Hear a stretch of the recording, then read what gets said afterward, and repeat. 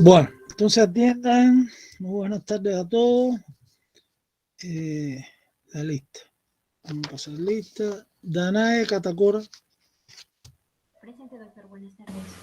Bueno, Danae Catacora. Marco Antonio Jauregui. Presente, doctor. Buenas tardes. Alexis Ramos. Presente, doctor. Buenas tardes. Ya. Andrea Tencio. Presente, doctor. Brian Campos.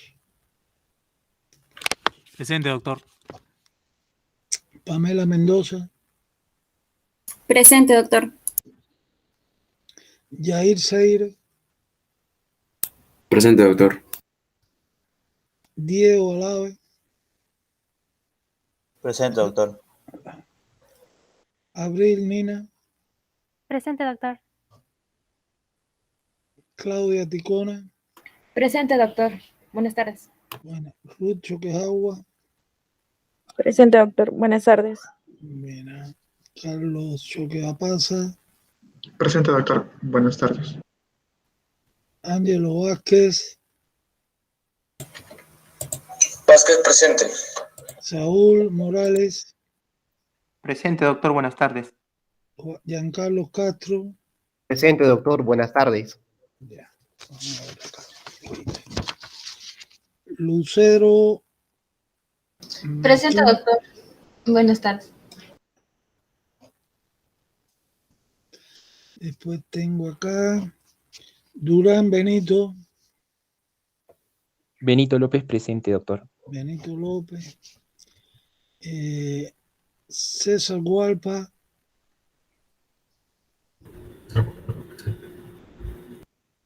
César Gualpa. Presente, doctor. Nike Huamán. Presente, doctor. Elba Mamani. Elba Mamani. Ahí está. Lian Machaca. Lian. Tampoco corresponde. Imagínate, están desaprobados y no entran a la clase. Esto sí es terrible. Entonces, bueno, ya tenemos la lista. Vamos a pasar ahora, señora, a la actividad de hoy. Entonces, hoy vamos a comenzar orientando lo que nos queda, los órganos que nos quedan que forman el conducto alimentario. O sea, vamos a hablar del estómago, del intestino delgado, del intestino grueso. Entonces, ya saben, en la guía ahí tienen todo bien organizado. Tienen... tengo que ver qué ha pasado con esto, que no puedo, estoy demorando mucho con esto. No puedo mover esto, la flechita. Entonces, vamos a ver en qué página empieza el estómago aproximadamente. Ya todo esto lo hemos dado. Fíjense que la guía tiene una serie de imágenes que les puede servir también, estas de esquema que yo le he puesto acá para localizar la estructura. Ya estamos aquí en faringe, el esófago. Todo esto ya lo vimos. El esófago y el estómago. Entonces, a partir de la página, aquí está, 297, pues leen hasta intestino grueso. Después van a ver que viene, que es la clase del lunes teórica, que es hígado, páncreas y el peritoneo. Lo vamos a dar entre el lunes y el miércoles. Ya terminamos digestivo, señores. Entonces, después yo la semana que viene les voy a orientar sobre las evaluaciones que nos quedan. Entonces, por aquí deben hacer sus resúmenes. Yo le he tratado de organizar bien todos estos contenidos, de forma resumida. Entonces, aquí este esquema que es el Netter, el Atlas Netter, pues es bien importante porque es con lo que trabajamos nosotros en el examen clínico, ¿no? De la pared, en la pared abdominal anterior, para localizar información sobre órganos abdominales, ¿no? Entonces, fíjense cómo hay líneas. Yo estoy viendo dos líneas, estas discontinuas, ¿no? Que son verticales, que pasan por el punto medio de la clavícula. Esa línea se llama la línea medio clavicular, ¿eh? Que en el hombre pasa cerca del pezón, también le llaman mamilar. En la mujer es diferente por la que la mama tiene grasa, ¿no? Y se desplaza más de la línea del pezón. La línea esta medio clavicular o mamilar, si la prolongo hacia abajo, pues corta más o menos en el punto medio al ligamento inguinal. Este es el ligamento inguinal, ¿no? Que ya lo hemos estudiado. Y hay dos líneas horizontales, una que pasa por el reborde costal, o sea, el borde de la décima costilla, de un lado al otro, y el otro de la espina ilíaca superior, anterosuperior a la del lado opuesto. En resumido, aquí se han formado 9 cuadrantes, que tienen sus nombres que hay que saberse ya, ¿eh? Entonces, ¿cuáles son los nombres? Bueno, pues tengo acá el hipocondrio derecho, en el medio el epigastrio, el hipocondrio izquierdo, la región abdominal lateral derecha, que también le llaman en clínica flanco derecho, igual lo mismo izquierda, la región umbilical en el centro. Acá abajo la fosa ilíaca derecha, ahora se llama región inguinal derecha, izquierda, fosa ilíaca izquierda o región inguinal izquierda, y en el medio la región púbica. Entonces son 9 cuadrantes, donde se proyectan, digamos, ahora vamos a estudiar la situación del estómago, ¿no? Aquí está el estómago. Entonces, ¿dónde se proyecta en la pared anterior del abdomen el estómago? Pues en el hipocondrio izquierdo. Tienen que revisar la guía, creo que hay un errorcito ahí, revisen, que dice hipocondrio derecho, ahí se equivocaron al escribir eso. Hipocondrio izquierdo y en el epigastrio. Ahí es donde se proyecta el estómago. Si yo fuera a hablar, digamos, del hígado ahora en la próxima clase, en el hipocondrio derecho y en epigastrio también. El vaso en hipocondrio izquierdo y así, ¿no? Y otros órganos que en el colon igual, que tienen sus proyecciones específicas. Entonces, con relación al estómago, que es la primera parte que vamos a explicar ahora, vamos a orientar, pues, acuérdense que él tiene una situación o se proyecta en la pared abdominal anterior en 2 cuadrantes, en el hipocondrio izquierdo y en el epigastrio. ¿Correcto? Ahora, vamos a buscar el atlas nuestro. Entonces acá, vamos a buscar el estómago rápidamente. El estómago, acuérdense que presenta en el estómago una dilatación, ¿no? El tubo digestivo se dilata y sus formas son muy variables en dependencia de la motilidad del órgano. O sea que sus formas que se describen son diferentes, digamos, en el vivo, con el cadáver, igual que en relación al estado de represión que tenga, si está lleno o está vacío. Entonces se describen diferentes formas. Podríamos decir que parece como una gaita, aquí puede ser una jota, etc. Depende de la literatura y si lo están describiendo en un cadáver o en una persona viva, ¿no? Entonces, acá, pues el estómago tiene una capacidad aproximadamente entre 2 litros, 1,5 litros, 2 litros, inclusive un poquito más de 2 litros. Es su capacidad, su volumen. Y en él se describen 2 paredes, ¿no? Una pared anterior, que es donde está acá la crucecita, y la pared posterior del otro lado. Igual que tiene 2 bordes, ¿no? A los bordes también se le llaman curvaturas.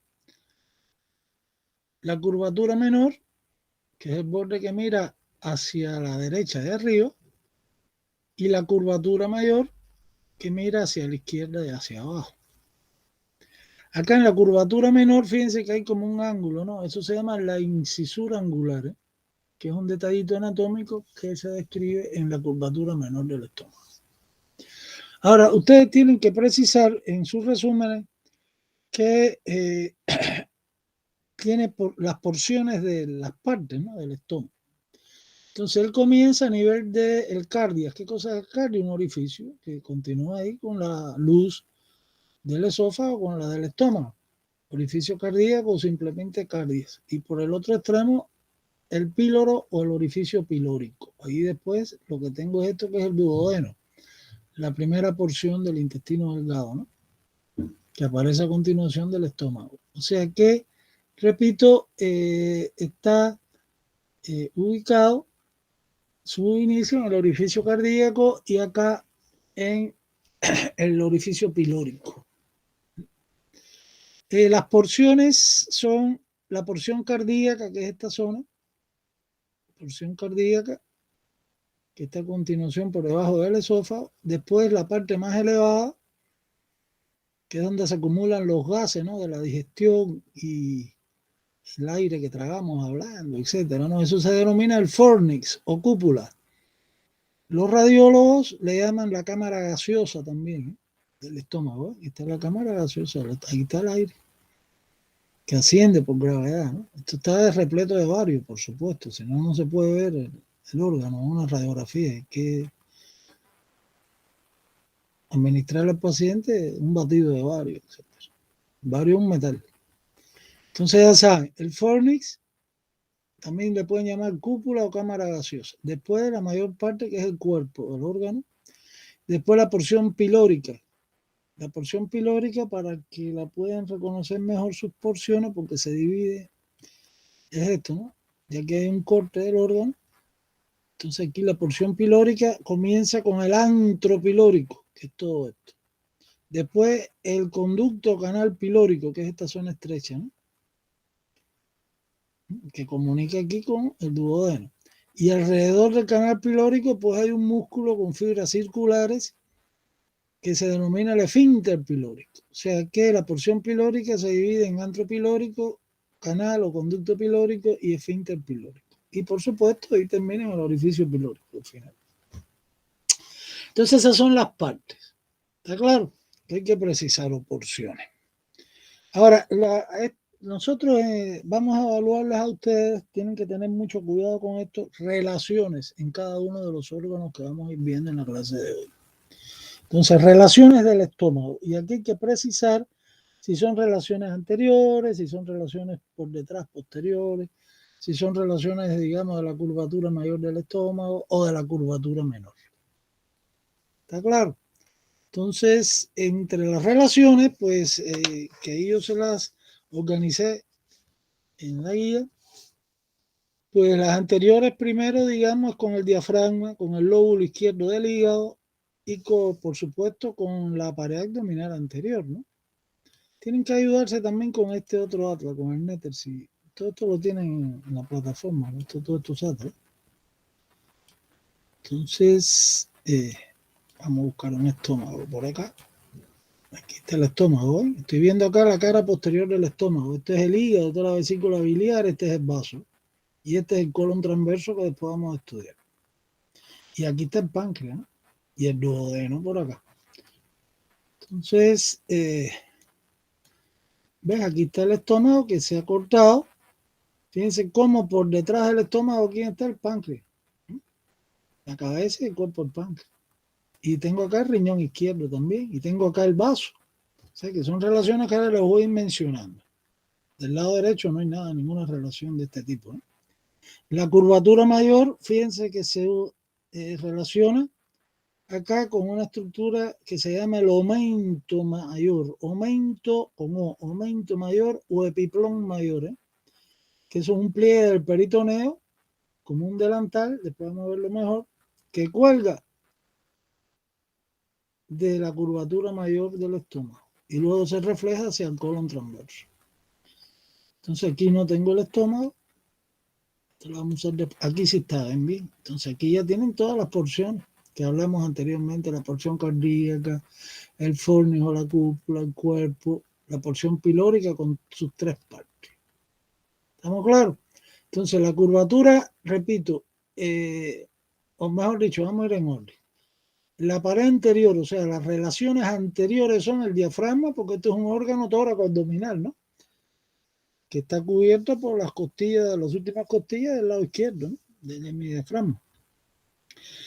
O sea, que una lesión de las últimas costillas por un trauma, pues puede lesionar a todos estos órganos tóraco abdominales, al vaso, a la glándula suprarrenal izquierda, que aquí no la veo, que está detrás de esto, y al estómago también. Entonces, el diafragma, repito, el lóbulo izquierdo del hígado, que es esto, el lóbulo izquierdo del hígado lo vamos a estudiar el lunes, pues se coloca por delante del estómago también, en parte. Y la pared abdominal anterior, los rectos con su vaina, que ahí no aparecen en este esquema. Entonces, relaciones posteriores ahora. Relaciones posteriores.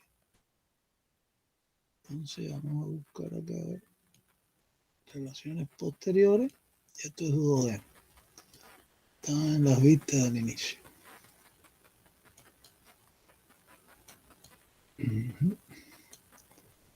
Acá, claro, esto es un corte transversal, ¿no? Como si fuera una tomografía.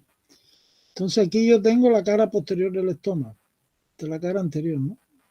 Entonces, detrás del estómago, pues hay un espacio de la cavidad peritoneal que vamos a estudiar el miércoles. Que es la última clase de digestivo que yo les voy a dar al peritoneo. Entonces acá, detrás del estómago, pues hay una cavidad que es como una prolongación de la gran cavidad peritoneal, que se denomina la bolsa omental.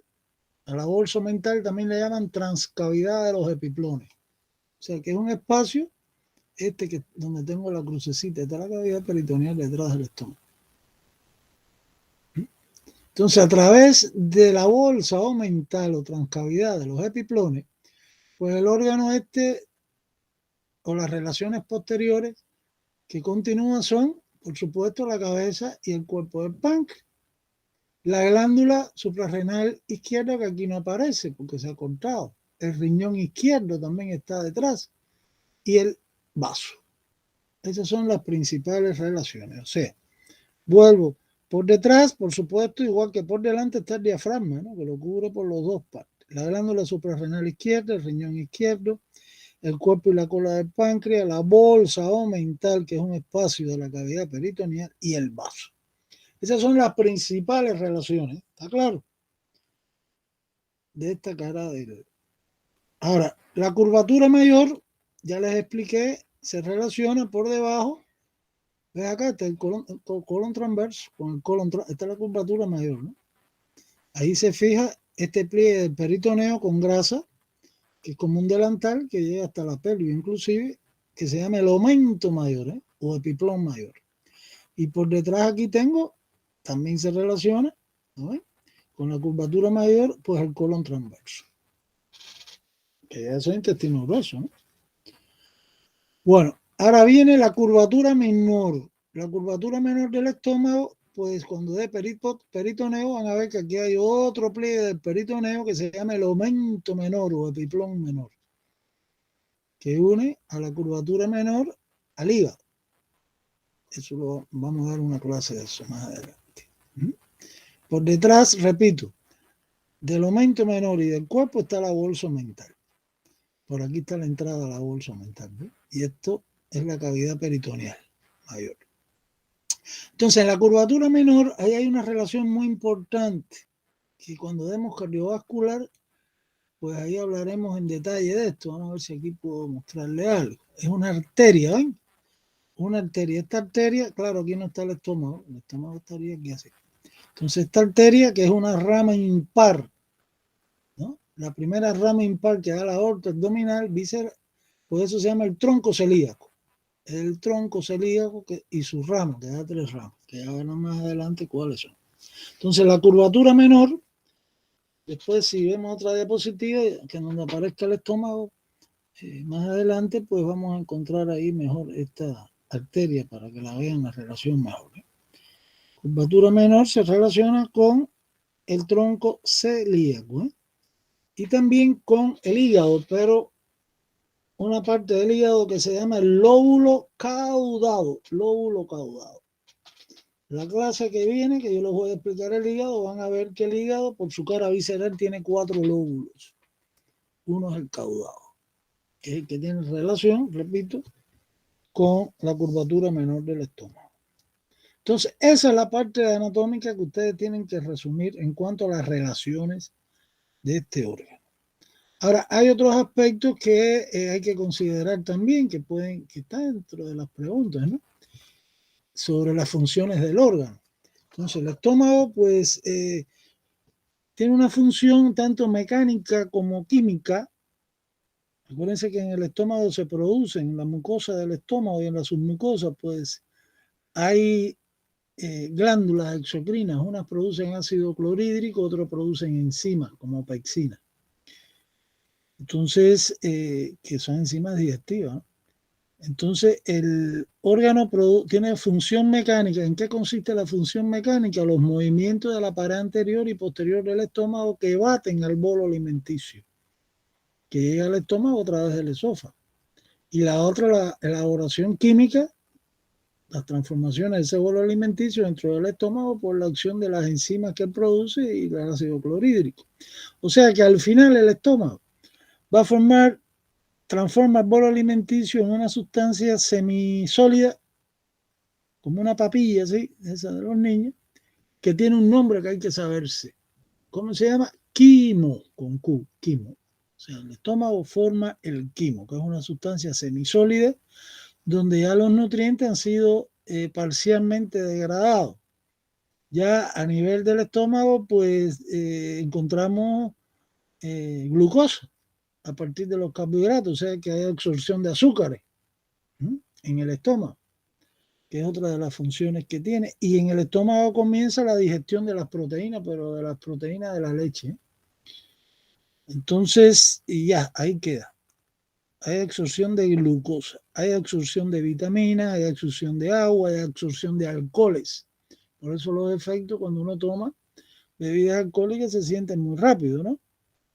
Entonces, se absorbe alcohol.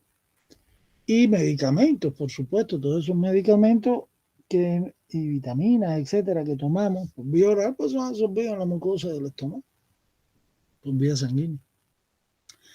El estómago tiene otra función importantísima, que está relacionado con la maduración de los glóbulos rojos, de los eritrocitos. La mucosa del estómago produce una sustancia que se llama el factor intrínseco, que es una mucoproteína. Traten de leer esto. También le llaman factor intrínseco de Castel. ¿Está bien? De Castel. Acá tiene que ver con la maduración de los glóbulos rojos. A veces cuando ese factor intrínseco es producido en pocas cantidades, pues se produce un tipo de anemia, que ya estudiarán ustedes eso en clínica, porque los eritrocitos no maduran adecuadamente. ¿Está claro? Entonces, esto lo vamos a ver en los casos clínicos posiblemente. Que ya a partir de la otra semana vamos a ver casos clínicos, a discutirlo, como hicimos el primer semestre. Entonces acá vamos a ver en el atlas, en el cinémico, la mucosa, para que vean la mucosa del estómago. Fíjense cómo los pliegues en la mayor parte del estómago, en el cuerpo, acá en la porción pilórica, pues entonces tiene como unas zonas poligonales, ¿no? Eso se llama en estos pliegues en formas hexagonales o poliédricas, etcétera, pues en su fondo tienen ahí una serie de orificios que son los lugares de desembocadura de las glándulas, de los conductos de las glándulas que producen ácido clorhídrico y pexina. ¿Está bien? Estas son las llamadas áreas gástricas de la mucosa. Y fíjense cómo a nivel de la curvatura menor, pues a diferencia se forman pliegues longitudinales, que en su conjunto son 3 o 4 pliegues, que se le denomina esto calle gástrica, como una calle. Por aquí se plantea que corran los líquidos hacia el duodeno, el esófago directamente. Entonces eso es parte, eso se lo tienen que explicar en histología también, pero para que sepan estos aspectos. Aquí voy a tocar por último otro aspecto importante. Sabemos que hay úlceras gástricas, ¿no? que se llaman también úlcera péptica. Entonces, la úlcera gástrica, señores, tienen que estar claros ya, eso los puse bien en la guía, pues ya se conoce su etiología, hace ya bastantes años. Y entonces es un microorganismo que se ingiere, digamos, en todos estos vegetales que nos comemos sin lavarlos bien. Entonces, esos microorganismos se llama el microorganismo que produce la úlcera en la mucosa del estómago, se llama Helicobacter coli, ¿eh? El Helicobacter, léanlo en la guía. Y se trata actualmente, su tratamiento es con antibióticos y con antiácidos también, para bajar la acidez y la irritación del ácido clorhídrico sobre la mucosa gástrica. Ese es les voy a decir algo para que se acuerden más adelante cuando estén en clínica. Cuando ustedes observen en una radiología, en una endoscopía, etcétera, una imagen radiográfica, una úlcera gástrica a nivel de la curvatura menor, pues esto hay que seguirlo de cerca, porque la mayoría se ve en la práctica, se transforman en cánceres del estómago, ¿eh? O sea que el pronóstico de una úlcera gástrica a nivel de la curvatura menor, pues tiene un pronóstico bien complicado, maligno. Acuérdense además que hay otras úlceras que son las que más sangran, que son las que le llaman de estrés. Están dentro de las enfermedades psicosomáticas inclusive, pero en el duodeno, en la porción superior del duodeno, que ahora vamos a explicar eso, pues ahí en la ampolla duodenal, pues ahí se ven a veces úlceras duodenales, que no tiene que ver nada con esto de la úlcera gástrica. ¿Correcto? Bueno, pues esto es lo más importante con relación al estómago. ¿Alguna pregunta de algún estudiante? Si no, pasamos al intestino delgado a continuación, ¿eh? Bueno, parece que está claro lo que hemos planteado. En la guía está bien eso desarrollado. Ahora tienen ustedes que leerse todos esos aspectos y hacer sus resumitos. Acuérdense que las relaciones son bien importantes. Vamos a ver ahora intestino delgado. Entonces voy a ver la primera diapositiva que vimos cuando empezamos digestivo. Esta nos va a ayudar bastante ahora como introducción, ¿no? Entonces acá está, ¿eh? Entonces aquí yo estoy viendo, voy a subirlo un poquito porque lo que me interesa es esta parte. El intestino delgado, que es todo esto que estoy señalando, y que fíjense cómo está en el centro, o sea, está como enmarcado, ¿no? Por el intestino grueso, por los colones. Él está en el centro. Entonces, el intestino delgado, pues, lo primero que hay que precisar son los límites, o sea, de dónde a dónde se extiende. Entonces, por acá, donde está el orificio pilórico, que es donde termina el estómago, pues, desde el punto de vista del esqueleto, su límite, podemos decir que el intestino delgado se inicia a la izquierda del cuerpo de L1, de la primera vértebra lumbar, a su izquierda, a la derecha, no a la izquierda, perdón, a la derecha de L1. Y va a terminar acá, donde termina desembocando en el intestino grueso, en el ciego, que es, esto se denomina la válvula iliocecal. También pueden mencionar la como límite de terminación la fosa ilíaca derecha, a la izquierda no. Entonces ya saben que los límites son desde L1, cuerpo de la primera vértebra lumbar, y su terminación a nivel de la válvula iliocecal en la fosa ilíaca derecha. Ya tenemos los límites. La longitud pues varía, si usted lo mide en un cadáver o en un vivo va a ser más corto porque el músculo tiene su tono muscular. Ya después de la muerte pues todo se relaja y ya va a ser más largo, aproximadamente 5 metros. En el muerto puede tener hasta 7 metros de longitud. Entonces, acá tenemos que ir ver primero sus porciones, partes. La primera porción es el duodeno, que es la más corta, tiene alrededor de 25-30 centímetros de longitud.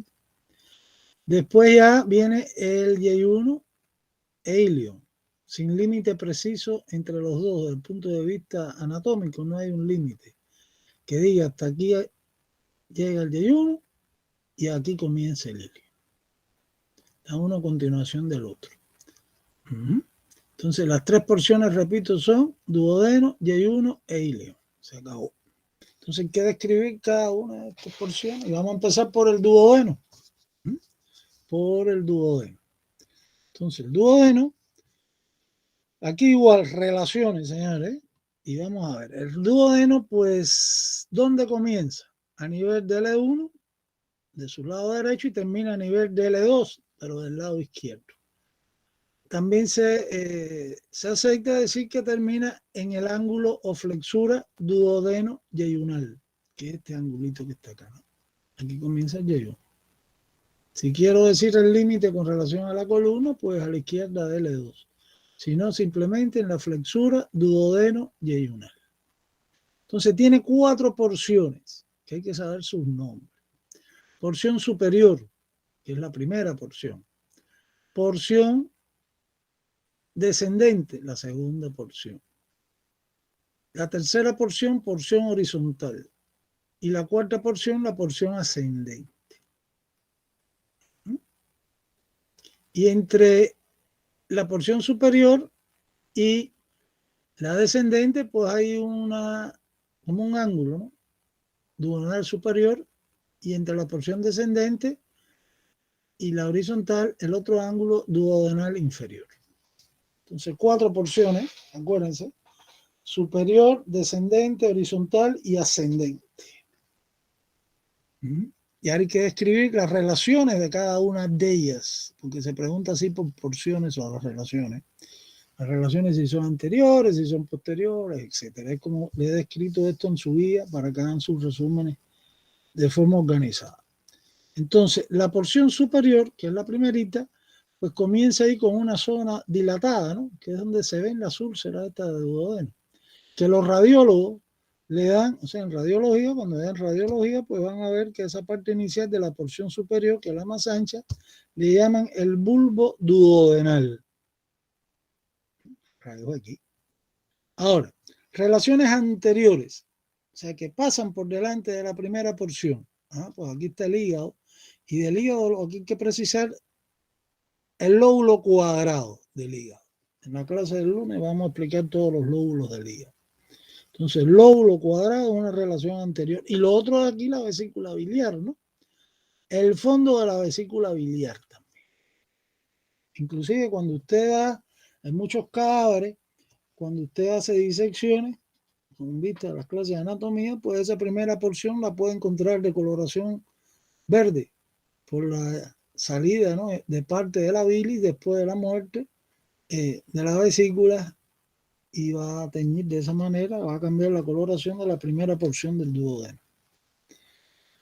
Entonces ya saben, relaciones anteriores de la porción superior, pues 2 muy importantes que no pueden faltar: el lóbulo cuadrado del hígado y el fondo de la vesícula biliar. Paso ahora a las relaciones posteriores, por detrás. Aquí veo un conductico, ¿se dan cuenta? Después vamos a ver después en este, que ahí se ve también. Acá está la primera porción, que es la que estoy hablando, y aquí detrás tengo un conducto. Eso se llama el colédoco, conducto colédoco, que es el conducto más largo y que al final va a desembocar, mírenlo desembocando acá en la porción descendente, ¿no?, del duodeno. O sea, va a pasar por detrás. Pero también junto con él viajan otras estructuras que los acompañan en su recorrido, que es lo que le llaman el pedículo hepático. Eso tengo que explicarlo en la clase del lunes, cuando de vías biliares, con el hígado. Entonces, por detrás está el colédoco, ese no se me puede olvidar. Después la vena porta, que está junto con el colédoco. Son 2 estructuras. Y una arteria, la hepática propia también. Todo eso lo tienen en su guía. Esas son las 3 estructuras del pedículo hepático. Después tengo la primera porción que se relaciona, fíjense, también con la cabeza del páncreas. Este es el páncreas, ¿no?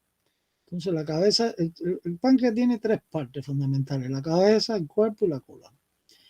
Entonces acá la cabeza del páncreas queda enmarcada, está rodeada por la primera porción, por la segunda y por la tercera. ¿Está claro? Entonces aquí la relación también es el páncreas, la cabeza, es una relación posterior y por debajo de la primera porción. Se acabó la primera porción. Entonces pasamos ahora a la segunda porción, la descendente. Entonces, en la segunda porción, lo que me llama la atención acá, en la mucosa, ahora voy a pasar a otra figura. Vamos a avanzar esto un poco. Vamos a ver el net. Vamos a buscar el net. Entonces, acá está el duodeno, está clarísimo, ¿eh? Está la cabeza del páncreas. Aquí está el colédoco y la vena porta atrás azulita, hay que fijarse. ¿eh? Entonces, vamos a buscar acá. Aquí esta imagen está muy buena. Entonces, esta es la porción descendente. Estoy viendo la mucosa, que hay muchos pliegues circulares en el duodeno. Esta es la porción superior, ¿no? Con la ampolla. Entonces, acá tengo la desembocadura de dos estructuras muy importantes. Una es el conducto pancreático principal, ¿no? Que es esto que estoy viendo acá, y el otro es el conducto pancreático principal, repito, y lo otro es el conducto colédoco, que viene por acá.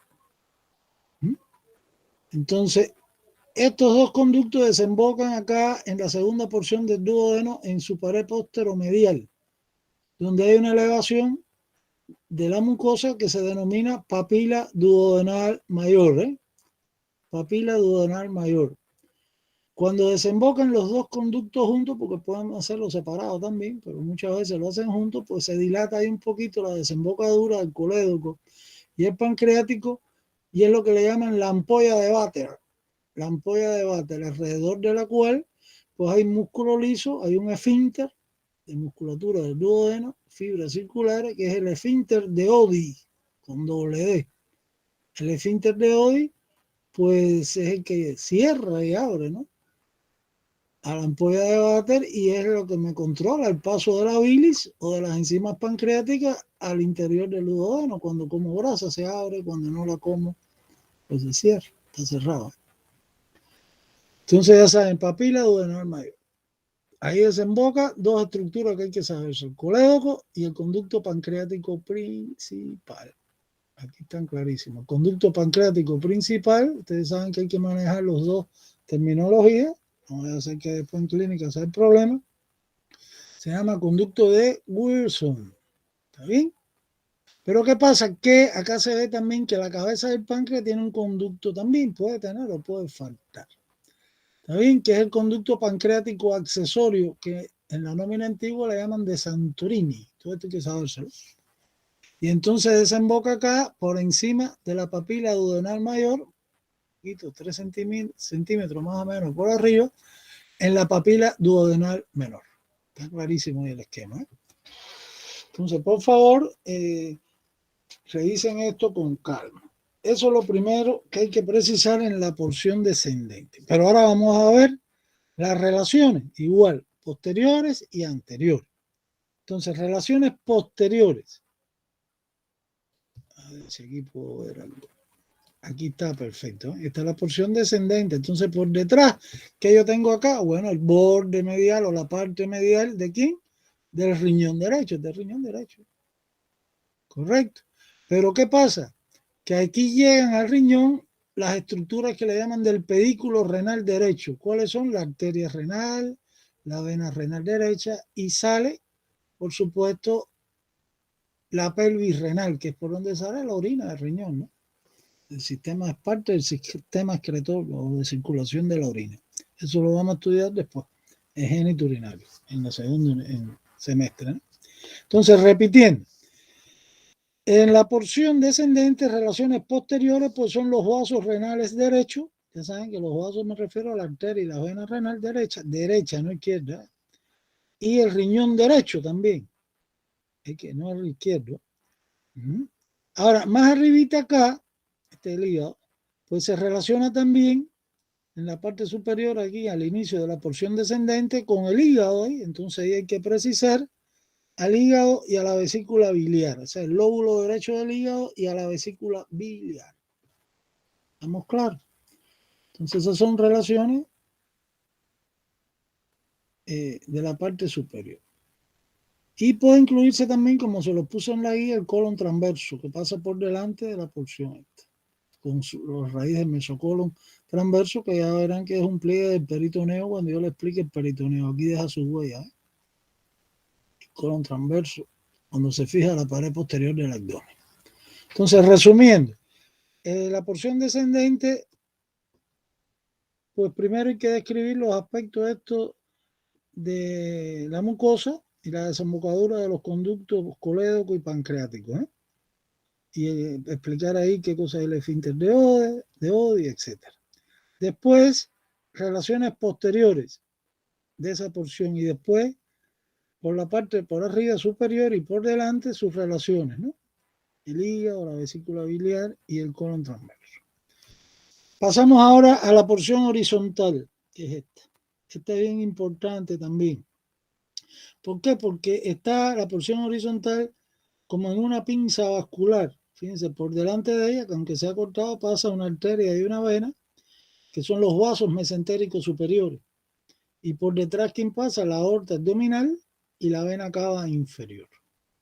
¿Está bien? Entonces, relaciones anteriores de la porción horizontal son las anteriores, los vasos mesentéricos superiores, y posteriores, la aorta abdominal y la cava inferior.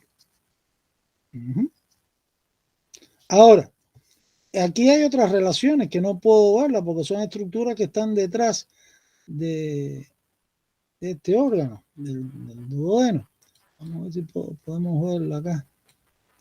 Y esto es ayuno. Y esto es... No, aquí no tengo diapositiva. Cuando es peritoneo, que hay que hablar de todos los órganos abdominales y de esa gran serosa que es el peritoneo, pues ahí vamos a ver bien en otras diapositivas todas estas relaciones que yo estoy tocando acá.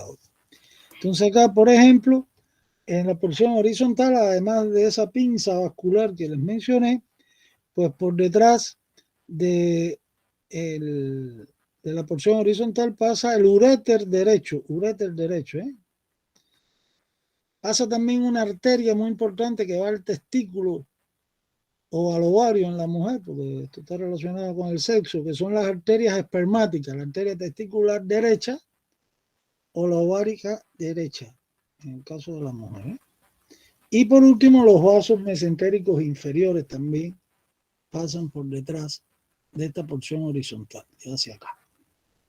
La porción ascendente no les voy a dar ninguna relación de importancia, pero tiene también sus relaciones. Entonces, resumiendo, desde el punto de vista clínico, cuando estén ya estudiando con pacientes, la clínica, los trastornos, las enfermedades con relación al duodeno, pues es clásico decir, y así aparece en mucha literatura, que en el duodeno, de acuerdo a la porción primera, la segunda y la tercera, se describen 3 tipos de síndromes. En la porción superior, los síndromes ulcerosos, por la presencia ahí de las úlceras duodenales, ¿no? Que hablé al principio. Después acá tengo, en la porción descendente, pues los síndromes obstructivos. ¿Obstructivos por qué? Porque ahí desemboca el colédoco, ¿no? Y cuando hay tumores, digamos, de la cabeza del páncreas, que es lo más frecuente aquí en la patología esta, cuando hay un tumor de cabeza del páncreas, pues se comprime ahí la desembocadura del colédoco y la trayectoria que tiene por detrás de la cabeza del páncreas, y el individuo no puede vertir la bilis. Produce un gran íctero, ¿no? Se pone amarillo, etc. Terrible eso. Y la otra es, en la horizontal, la de los síndromes oclusivos. ¿Oclusivos por qué?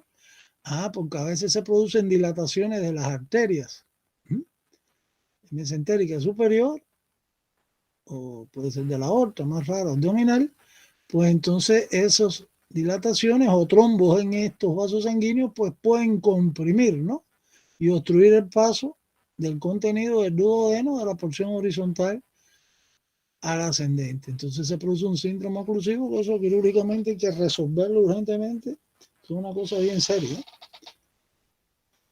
Que ya estudiarán ustedes en clínica. O sea que hay 3 síndromes en cada porción. En la primera los ulcerosos, después los obstructivos y acá los oclusivos en la horizontal.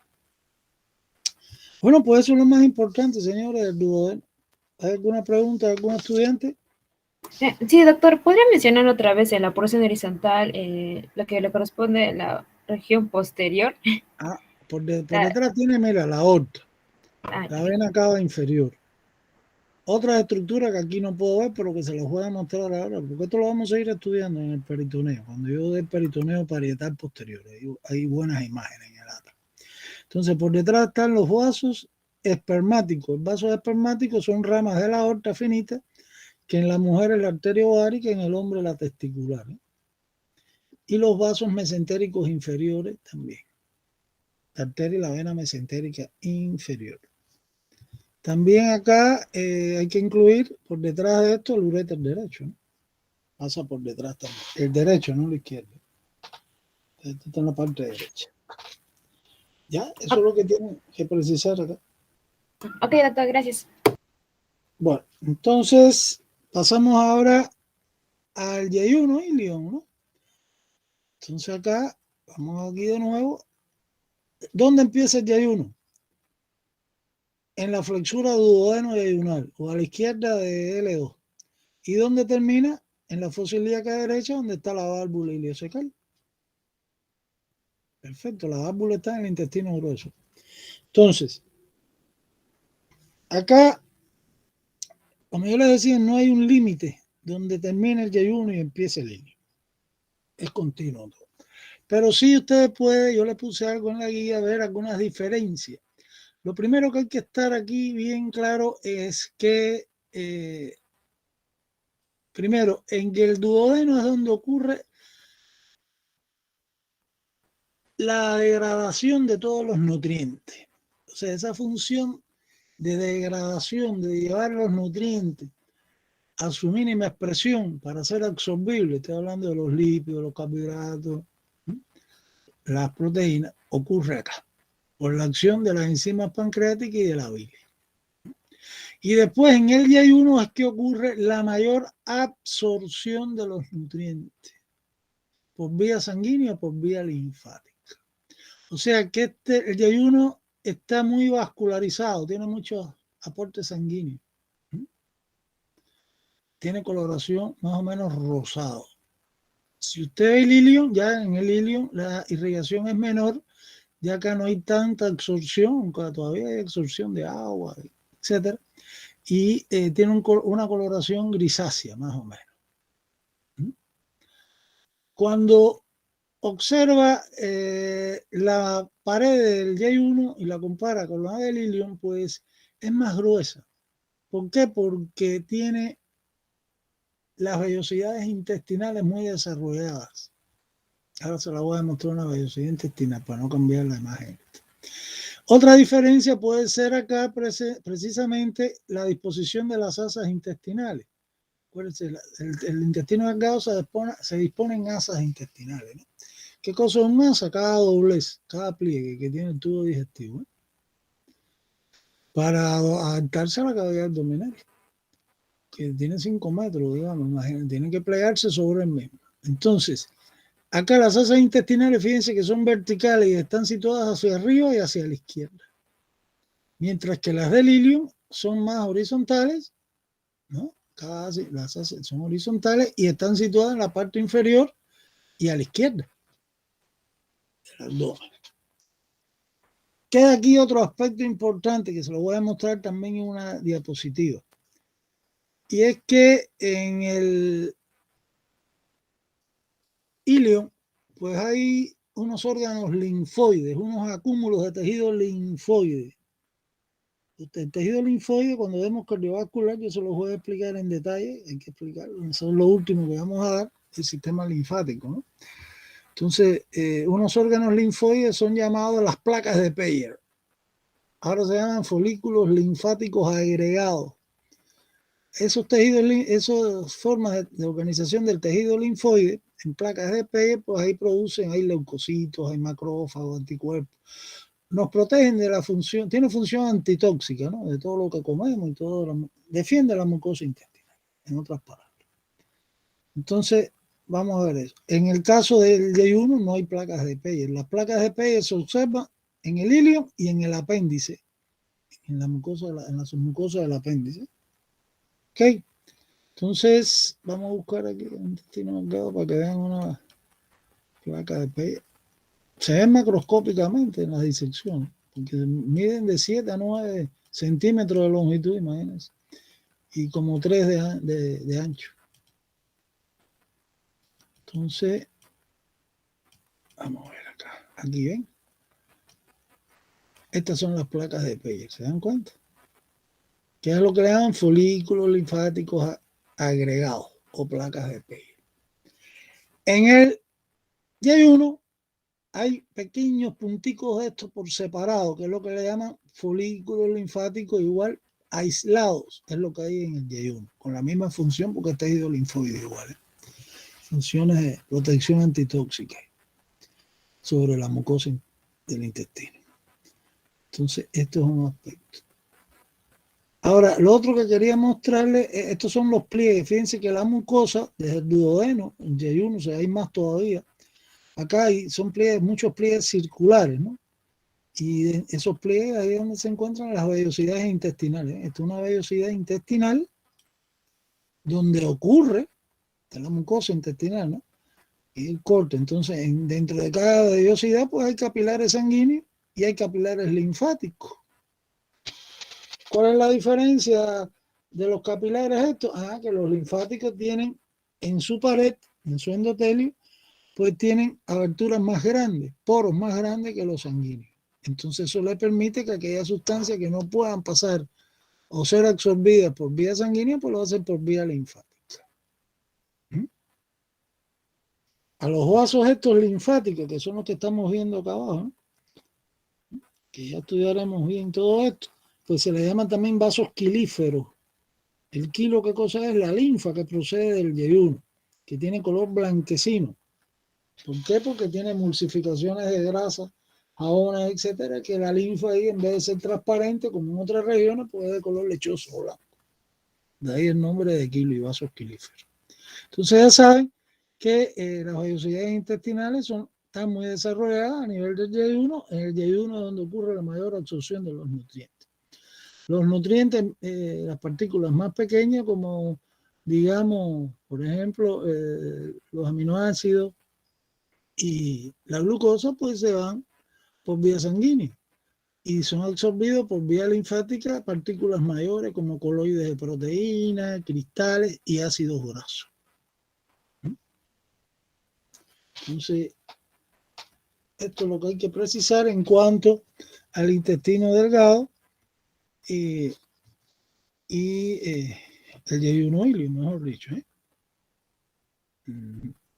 El resto después yo les voy a dar a ustedes, repito, cuando expliquemos el peritoneo, pues ahí yo les voy a dar más información todavía. En cuanto al mesenterio, que es un pliegue del peritoneo que hay dentro del mesenterio, que es la raíz del mesenterio y las estructuras con que se relaciona o cruza la raíz del mesenterio. Eso tengo que explicárselo, pero todavía no hemos llegado ahí. Entonces acá voy a hablarles solamente, está en la guía bien claro, inclusive pusimos un tema de revisión bibliográfica, no sé si le habrá tocado a su grupo alguno de los grupos, sobre el divertículo de Meckel, ¿no? Que es una malformación, ¿no?, congénita que se observa con bastante frecuencia a nivel del intestino delgado, del Y1 sobre todo. Entonces, el divertículo de Meckel, ¿qué importancia tiene en clínica? Es que el cuadro clínico que él da, que da dolor abdominal, etcétera, pues es un diagnóstico diferencial de la apendicitis aguda. Entonces acá, cuando lean la información, y aunque esto lo vamos a discutir ahora cuando ustedes entreguen los informes de revisión bibliográfica la otra semana, pues está localizado, digamos, dependiendo a la edad, ¿no? Yo le he puesto ahí en un lactante, en un niñito y en un adulto, entre 40 y 50 centímetros después de la unión de acá de la unión iliocecal, hacia arriba. Entonces ya saben de lo que estamos hablando. Y eso se inflama, a veces produce gran dolor, y eso el tratamiento es quirúrgico, etcétera. Entonces revisar esto del divertículo de Meckel, que algún día a lo mejor le toca a algún paciente encontrar esto en una sala de emergencia. Hay que tener cuidado, diferenciarlo, que sea una apendicitis o un divertículo. aunque los tratamientos son quirúrgicos, pero situaciones diferentes. Entonces pasamos ahora a intestino grueso. Vamos a ver ya lo último, ya estamos terminando. Entonces, intestino grueso. En el intestino grueso primero es más corto, 1,5 metros, digamos, de longitud. Enmarca, o sea, está en la periferia, enmarca al intestino delgado, como habíamos dicho al inicio. Acá las funciones del intestino grueso pues están relacionadas con la deshidratación, ¿no? Y la formación del bolo fecal. O sea, estamos deshidratando por absorción de agua, que es la absorción más importante que se realiza en este órgano, ¿no? Para hacerse deshidratarla. Entonces, pero tiene otras funciones, también se absorben vitaminas. Acá hay una cosa interesante y es que hay una flora normal. Las mucosas, desde la boca hasta el ano, de todo el tubo digestivo, pues tienen bacterias anaeróbicas que viven, que constituyen la flora normal que protege a estas mucosas. En el caso del intestino grueso, pues estas bacterias que viven en la mucosa se nutren, viven de la materia fecal. Y ellas en su metabolismo eliminan vitamina o vitaminas. Una vitamina importante es la vitamina K, que es un factor de la coagulación. ¿Sí? Entonces, absorción de vitamina K. Claro, el hígado también produce vitamina K, eso lo vamos a ver ahora el lunes. Entonces, ¿estamos claros? Bueno, esas son funciones. En los pacientes a veces terminales ya, o sea, pacientes que al final de su vida con cáncer, etcétera, que están hospitalizados, pues a veces hay que suministrar por vía para que no se deshidraten, ¿no? Y mantener algunas calorías todavía que lo permiten seguir viviendo, pues se administra por vía de enemas, ¿no? Pues soluciones electrolíticas con glucosa, etcétera, que son absorbidas también en el intestino grueso, ¿no? Bueno, entonces la parte que me interesa ahora que ustedes sepan es que hay características que distinguen el intestino grueso del delgado. Aquí no hay disposición en asas intestinales, ni nada de eso. Pero sí estoy viendo estas dilataciones, ¿eh? Como unas abolladuras que se llaman austros o austras a lo largo de todo el colon, o del intestino grueso. Eso es una de las características que lo distingue. Otro es que la musculatura lisa acá se dispone, ¿ven? Formando estas bandas que se llaman tenias del colon. Y las tenias tienen sus nombres que tienen que sabérselo, están en la guía. Se llama, uno es la tenia libre, la otra es la tenia omental, que es donde se fija el aumento mayor en el colon transverso. La otra es la tenia mesocólica. Hay 3 tenias, hay que saberse esos nombres, libre, omental y mesocólica. Las tenias, y esto es importante en cirugía, sobre todo cuando uno está empezando con las operaciones, porque a veces nos encontramos en una apendicitis, que es una operación sencilla, ahora se hace hasta con endoscopía, pues a veces se nos pierde el apéndice. Cuando usted abre el abdomen no lo encuentra porque léanse bien, porque eso sí se los puse bien detallado en la guía, las diferentes posiciones que puede tener el apéndice. Y el apéndice a veces cortica, puede ser 3 centímetros de longitud y otras veces puede tener hasta más de 10 centímetros de longitud, 13 inclusive más. Entonces, a veces está escondidita y usted no la encuentra. ¿Cómo se localiza el punto donde se une acá el apéndice con el ciego? Por la cara externa, vamos a ver si aquí podemos verla, ¿eh? Pues este es el apéndice. Pues aquí se reúnen las 3 tenias. Las 3 tenias aquí también. Aquí tengo la tenia mesocólica por este lado. Después por el otro lado la libre y por el otro lado la mental. Entonces se reúnen las 3 tenias, que es la forma en que se dispone la musculatura lisa en este órgano, concentrada donde se hacen cintillas, en cordoncitos, o anda en el punto de unión del apéndice con el ciego. Entonces, guiándose por las tenias, pues va a buscar detrás del ciego o de acuerdo a la posición que tenga el apéndice en cada persona, pues ahí va a encontrar este divertículo que es el apéndice vermiforme. La otra característica que tiene distinto el intestino grueso, pues es esto que voy a mostrar acá. Esta es una tenia, ¿eh? Y por acá veo otra. Entonces acá tengo estos apéndices que se llaman apéndices epiploicos, son como bolsitas de grasas, ¿no?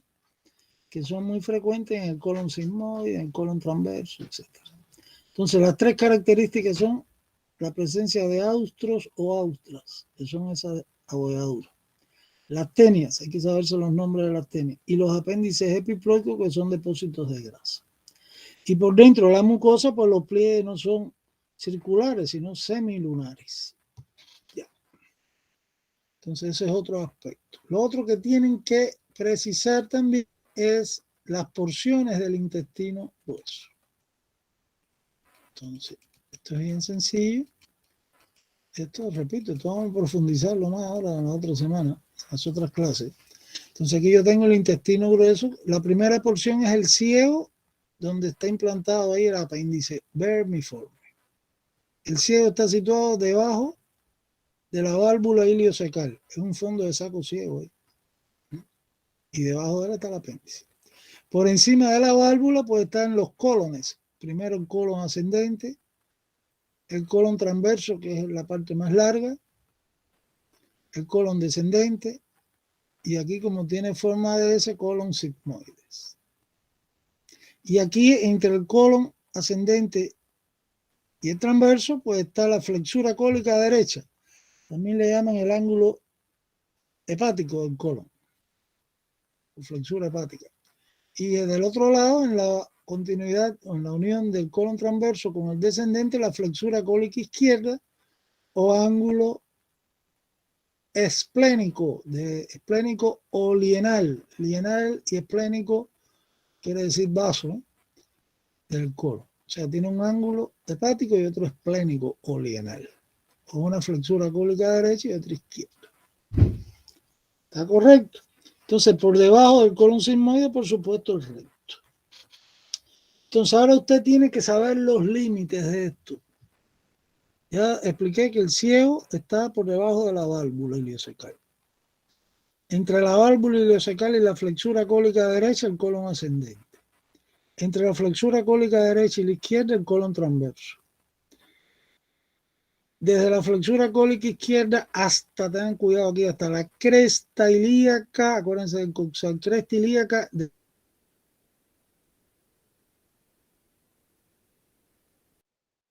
el colon descendente. El colon sigmoide se extiende de la cresta ilíaca izquierda hasta la tercera vértebra sacra, dentro de la pelvis. Y después el recto de ese 3 hasta el ano, ¿no?, en el perineo, que está el ano.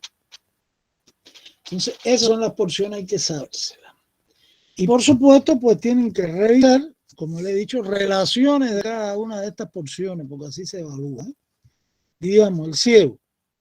Relaciones del ciego. Pues se relaciona, si leen la guía, van a ver con el aumento mayor o epiplón mayor que lo alcanza muchas veces. Las asas intestinales del ilion, acá. La parte terminal del ilion, están por delante del ciego, dentro de la fosa ilíaca derecha. Después los músculos de la pared, o sea, los músculos anchos del abdomen, de la pared enterolateral del abdomen.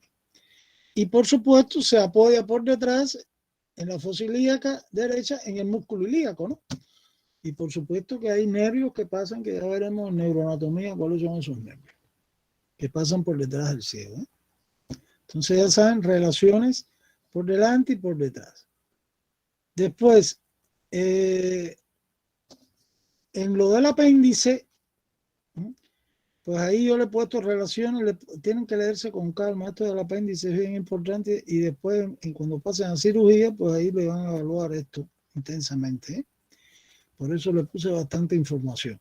Entonces, el apéndice, que en nuestro organismo no tiene ninguna función aparente, porque tiene que ver con la digestión en los rumiantes, digamos, tienen muchos apéndices. Un vacuno tiene, un caballo igual tiene 10, 15 apéndices. Nosotros tenemos solamente este, y la función en estos animales está relacionado con la digestión de la celulosa, ¿no? Nosotros no tenemos enzima para digerir la celulosa. Por eso lo eliminamos. Y todas estas dietas para aumentar la motilidad del tubo digestivo, pues es con fibra, celulosa, etcétera, ¿no? Para evitar el estreñimiento y el cáncer, etcétera, de colon. Entonces, acá el apéndice, pues lo que hacen los animales es fermentar, sobre todo la celulosa, las hierbas, etcétera, que comen. Entonces, acá tienen que leerse las diferentes posiciones, eso lo vamos a discutir cuando demos los casos clínicos bien, del apéndice, y ahí van variando sus relaciones, donde se lo he puesto en cada una de esas posiciones. Y lo otro es la exploración. Le puse un acápite en la guía, súper importante esto, que es cómo se explora el apéndice. En el caso de un examen clínico en un paciente que uno sospecha que tenga una apendicitis. Entonces hay dos puntos muy importantes que se los defino y uno se llama, el que más se habla es el de McBurney, que hay que precisar de dónde está, y el otro es el punto de Lanz, ¿no? Con relación al lado derecho, no va a ser del lado izquierdo. Entonces ahí pues esas exploraciones se hacen con maniobra de descompresión, o sea, usted hace una presión profunda en la pared abdominal en los puntos estos de McBurney o de Lanz y retira rápidamente la mano, y si hay reacción peritoneal porque hay una inflamación del peritoneo por la apendicitis, pues le va a producir dolor al paciente que se va a quejar. Tienen que leerse todo eso en la guía. Entonces, después el colon transverso, que es la parte más larga, ¿no? Que habíamos hablado, pues del colon transverso, ahora en peritoneo, le hablaré cantidad de todas sus relaciones. Ahora irá avanzando en que él cruza, como estamos viendo acá, de derecha a izquierda, ¿no? La cavidad abdominal, y entonces va relacionándose por detrás con una serie de estructuras, de órganos. Primero es la porción descendente del duodeno, que está a la derecha. Después la cabeza y el cuerpo del páncreas. El cuerpo del páncreas a su borde inferior. A ver, el riñón izquierdo, pues tenemos una relación también posterior. Se relaciona el colon transverso por arriba con la curvatura mayor del estómago y con el aumento mayor. Y también tiene relaciones por arriba con el vaso, en el lado izquierdo, en su extremo izquierdo. Entonces, esas relaciones, pues hay que buscarlas bien, ¿eh? Y si buscan el Netter, aquí hay buenas diapositivas, por supuesto, de todo esto que estamos hablando. O sea, utilicen las figuritas estas del Netter para ver. Mira, aquí están todas las cuestiones del apéndice, ya estos son cuestiones de patología. Mira lo de la astenia para localizar el apéndice. Esta es una posición del apéndice retrocecal, etc. Y aquí tengo, ya estos son patologías. Vamos a buscar más abajo. Miren aquí, estas imágenes están muy buenas, señores. Así que traten de revisar todas estas diapositivas que están apareciendo. Esto lo vamos a usar después en el hígado, en las próximas clases. A ver si podemos ver. En peritoneo es donde yo les voy a profundizar bien todas las relaciones de todos los órganos abdominales. Ahora estamos avanzando aquí. Aquí está el estómago. Vamos a ver si encontramos un colon transverso. Estómago ahí con todas sus relaciones.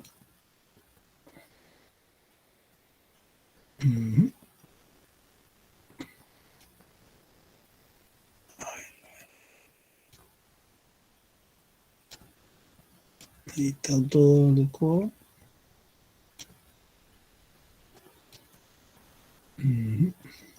Todas estas diapositivas tienen que verla con cuidado. Esto hay que dedicarle tiempo. El fin de semana tienen un vistazo bien a la... Estudien con el atlas. Este es el mesocolon transverso, ¿eh? Tengo que explicárselo en el peritoneo. Está abierto. Una de sus hojas se quitó para ver las arterias que el colon sigmoide con el mesocolon sigmoide por atrás. también estaba, su voz se la quitaron. ¿Viste la inervación? Bueno, no hay más diapositivas de esto. Entonces, lo otro que vamos a señalar acá, por ejemplo, es que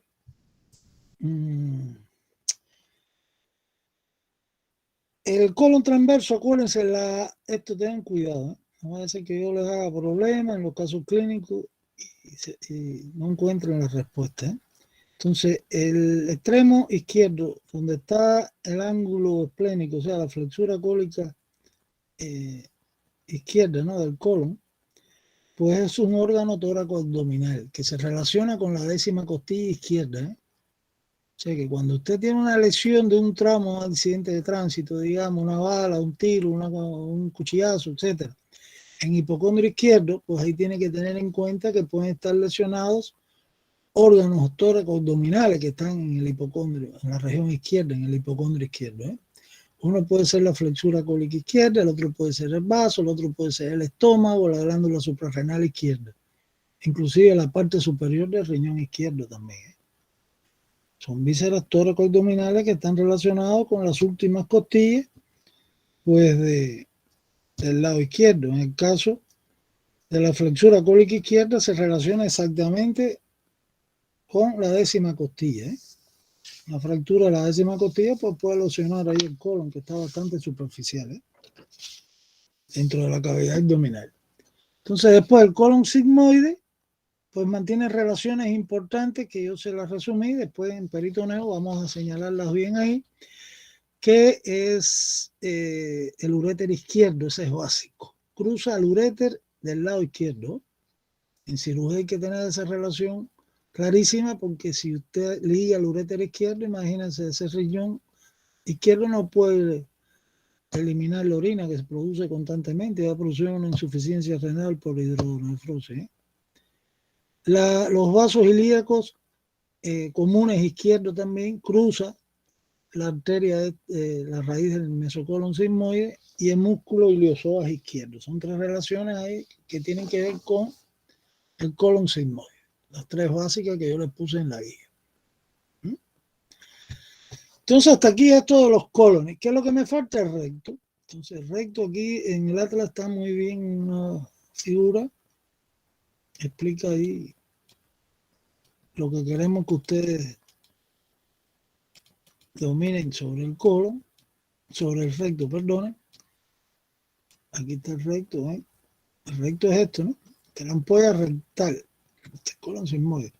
Entonces, el recto es este y después la parte más estrecha de este atraviesa la pared inferior, ¿no?, de la pelvis y el perineo. Entonces, el recto tiene 2 porciones. Lo primero que hay que estar claro, primero los límites. Tengan cuidado con los límites. ¿Dónde termina el colon sigmoide? A nivel de la 3ª vértebra sacra. Y bueno, y termina por abajo el recto en el ano, ¿no? En la piel ahí, en el orificio anal que está en el perineo. Entonces, acá tiene 2 partes, 2 porciones. La parte de arriba, la más dilatada, que es donde se van acumulando las heces fecales hasta que se distiende el órgano y desencadena el reflejo de defecación. Eso se llama la ampolla rectal. También le llaman porción pelviana del recto, ¿eh? Y la parte esta que atraviesa el perineo, la porción perineal, que también le llaman el conducto anal, que es es la parte más estrecha y donde una longitud más o menos de 3 centímetros aproximadamente. Entonces, en la parte pelviana, si veo la mucosa, esto que estoy viendo acá, pues que veo pliegues semilunares, ¿no? 3 pliegues semilunares generalmente, que son los que amoldan a las heces fecales, ¿no? Y por acá, esta es la zona más importante, diríamos, ¿no?, en cirugía. ¿En qué sentido? Aquí estoy hablando de la porción perineal, que también, repito, se llama canal o conducto anal, ¿eh?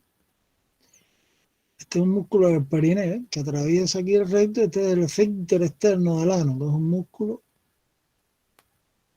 que permite aguantar el defecar por un tiempo, ¿eh?, voluntariamente, porque es un músculo voluntario. Entonces el esfínter externo del ano es atravesado por el recto y está por encima del ano. Entonces acá tengo en la porción esta perineal o con canal anal o conducto anal, pues tengo estas columnas en la mucosa, que son variables. En la guía yo les puse entre 5 y 10 columnas anales. En cada columna hay una arteria y una vena hemorroidal. Esto es un cardiovascular, yo se los voy a explicar en detalle, por las hemorroides, ¿no? Entonces aquí tenemos que en cada columna anal hay una arteria que le irriga, ahí la mucosa y toda esta zona, y una vena, igual que nervios, ¿no? Y entonces entre columnas pues hay unos espacios que son los senos hemorroidales. Esta es la zona precisamente cuando se dilatan estas venas hemorroidales, porque pues, se producen las hemorroides, ¿no? Que son varices de las venas hemorroidales. Hay hemorroides externas en las márgenes del ano, que se pueden salir al exterior, y hay otras internas. Eso tiene que ver con cuando expliquemos la irrigación del recto y el drenaje del recto, pues yo lo voy a explicar en detalle bien esas venas, cuáles son las que se afectan en cada tipo de hemorroide, sea externa o interna. Entonces, resumiendo, tienen que saber que el recto más o menos tiene una longitud de 15 centímetros, que tiene dos porciones, la ampolla rectal, donde hay pliegues, como estamos viendo ahí, semilunares, unos pliegues semilunares. Después está el conducto anal, que es la parte más estrecha y más corta, unos 3 centímetros, y donde está el esfínter externo del ano, que es un músculo del perineo, del diafragma pelviano, que ya estudiaremos cuando dé perineo, cuando dé genitourinario, Y en la porción esta del conducto anal, pues están las columnas anales con los senos anales o hemorroidales. Entonces, bueno, señores, esta es la información que yo les tenía a ustedes preparada para hoy en este recorrido que hemos hecho de forma breve y muy general sobre lo que nos faltaba del tubo digestivo, o sea, el conducto alimentario. Entonces, ¿qué es lo que nos queda para la próxima semana? Porque ya la próxima semana terminamos digestivo, para que ustedes ya se vayan organizando. Para la próxima semana nos queda el lunes dar el hígado con las vías biliares extrahepáticas,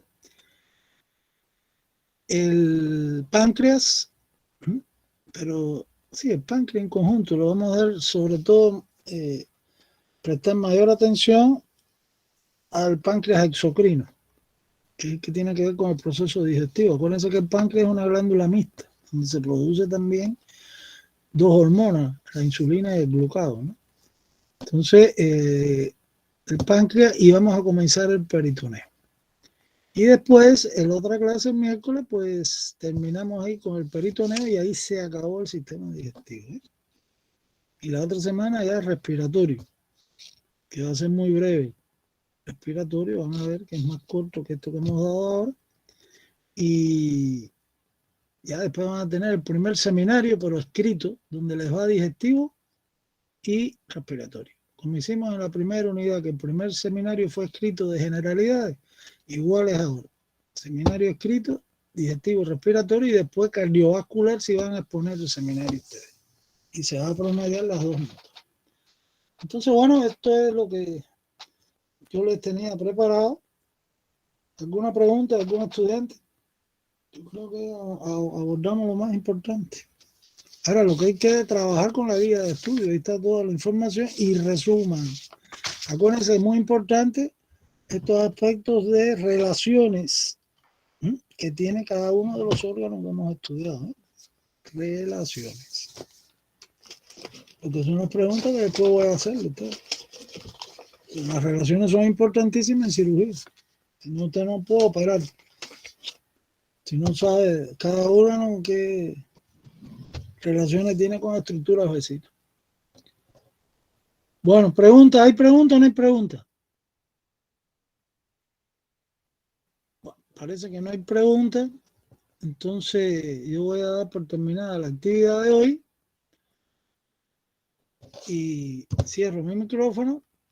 Antes les digo que, bueno, que tengan un buen fin de semana. y aprovechen y estudien. Diego está levantando la mano. A ver, Diego, te demoras mucho, ya estaba concluyendo, dime. Doctor, era sobre las láminas coloreadas del NER. Se lo voy a enviar a las 7 en punto. Sí, tú recoges y me lo envías, todo en un archivo. Está bien que ahora la semana que viene tengo que mandarle el lunes más dibujitos. Bueno, yo lo tenía en un drive así. Entonces, ¿le comparte el link o quiere que lo descargue y lo envíe así? No, tú me mandas lo que tú tienes, todos los archivos eso completo, para yo ir viendo después alumno por alumno lo que me han entregado. Sí, están en un drive. En un drive sobre cada... Eso es lo que quiero, eso, mándame eso. ¿Está bien? Yo le voy a enviar el link del... Ya. Claro, y me manda el link y yo lo abro y ya. Está bien, perfecto. Bueno, señores, ¿algún otro alumno tiene alguna pregunta? Bueno, entonces, buen fin de semana. Nos vemos el lunes. Continuamos el lunes. El lunes no tienen preguntas ni nada. Teoría pura. Vamos a ver. Hasta luego, doctor.